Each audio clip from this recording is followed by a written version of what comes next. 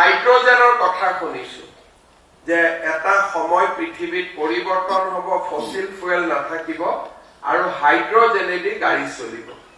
Hydrogen মানে কি? পানীৰ পৰা H2O আমি অক্সিজেনটো আঁতৰাই দিম থ্ৰু এ প্ৰসেস, আৰু যেটো অকল হাইড্ৰোজেন ৰৈ যাব সেইটো ইন্ধন হ'ব গাড়ী চলাবৰ কাৰণে। পানীৰ পৰা ইন্ধন হ'ব, গতিকে তাত পলিউশন নাথাকে। It is not fossil fuel, diesel নহয়, পেট্ৰল নহয়, পানীটোৱে কনভাৰ্ট হ'ব হাইড্ৰোজেনলৈকে। এতিয়া আমাৰ চামৰ অধ্যাপক অধ্যাপিকা মোৰ সহপাঠীৰ আগত যদি এইবিলাক কথা কওঁ তাৰ মানে হ'ব কি কৈ আছে।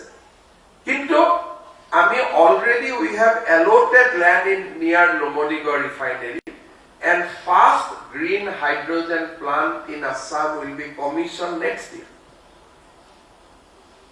Amak aviation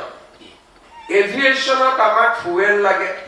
Aviation fuel ami kor pora pao, amar jitu fossil fuel tar prai ami aviation fuel koru. But এতিয়া লাহে লাহে মানুহে কৈছে যে নহয় আমি ফসিল ফুয়েলৰ প্লেনত আমি নুঠো, আমাক সাস্টেইনেবল এভিয়েশন ফুয়েল লাগে। তাৰ মানে জৈৱিক পদ্ধতিৰে নিৰ্মিত এভিয়েশন ফুয়েল লাগে।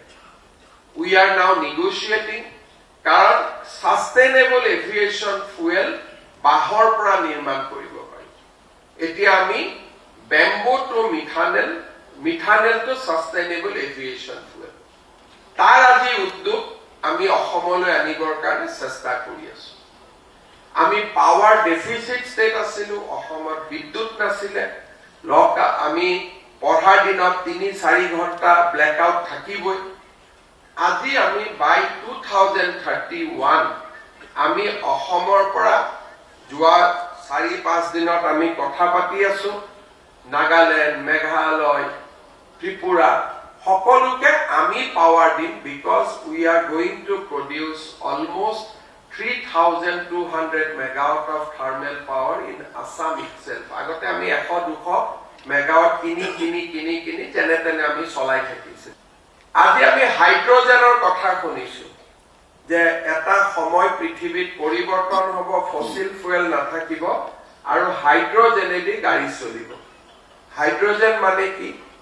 পানীৰ পৰা H2O আমি অক্সিজেনটো আঁতৰাই দিম থ্ৰু এ প্ৰসেস, আৰু যেটো অকল হাইড্ৰোজেন ৰৈ যাব সেইটো ইন্ধন হ'ব গাড়ী চলাবৰ কাৰণে। পানীৰ পৰা ইন্ধন হ'ব, গতিকে তাত পলিউশন নাথাকে। It is not fossil fuel, diesel নহয়, পেট্ৰল নহয়, পানীটোৱে কনভাৰ্ট হ'ব হাইড্ৰোজেনলৈকে। এতিয়া আমাৰ চামৰ অধ্যাপক অধ্যাপিকা মোৰ সহপাঠীৰ আগত যদি এইবিলাক কথা কওঁ তাৰ মানে হ'ব কি কৈ আছে। কিন্তু আমি already we have allotted land in near Numaligarh refinery and fast green hydrogen plant in Assam will be commissioned next year. Amak aviation amak fuel lage. Aviation fuel আমি কৰ পৰা পাওঁ, আমাৰ যেটো ফসিল ফুয়েল তাৰ পৰাই আমি এভিয়েশন ফুয়েল কৰো। বাট এতিয়া লাহে লাহে মানুহে কৈছে যে নহয় আমি ফসিল ফুয়েলৰ প্লেনত আমি নুঠো, আমাক সাস্টেইনেবল এভিয়েশন ফুয়েল লাগে। তাৰ মানে জৈৱিক পদ্ধতিৰে নিৰ্মিত এভিয়েশন ফুয়েল লাগে। উই আৰ নাও নেগোশিয়েটিং, কাৰণ সাস্টেইনেবল এভিয়েশন ফুয়েল বাহৰ পৰা নিৰ্মাণ কৰিব পাৰি। এতিয়া আমি bamboo to methanol to sustainable aviation fuel, তাৰ আজি উদ্যোগ আমি অসমলৈ আনিবৰ কাৰণে চেষ্টা কৰি আছো।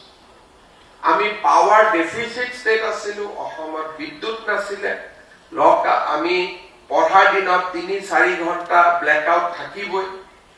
আজি আমি বাই 2031 আমি অসমৰ পৰা যোৱা ৪-৫ দিনত আমি কথা পাতি আছো, নাগালেণ্ড, মেঘালয়, ত্ৰিপুৰা সকলোকে আমি পাৱাৰ দিম, because we are going to produce almost 3,200 megawatt of thermal power in Assam itself. আগতে আমি 100-200 মেগাৱাট কিনি যেনে তেনে আমি চলাই থাকিছো